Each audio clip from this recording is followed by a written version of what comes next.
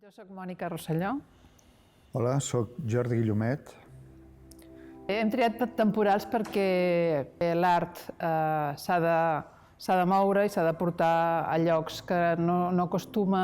La peça de pedra que presentem a temporals és una instal·lació que parla sobre la memòria i el record i que per això utilitzem un sistema, una pantalla que en si mateixa té memòria.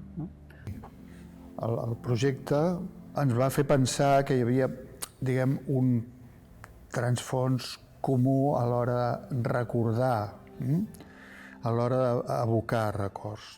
D'alguna manera demanem que entri a la instal·lació per sentir-s'hi integrat, a partir de les seves experiències i coneixements, acabar el discurs, d'alguna manera, aquest discurs inacabat que nosaltres presentem.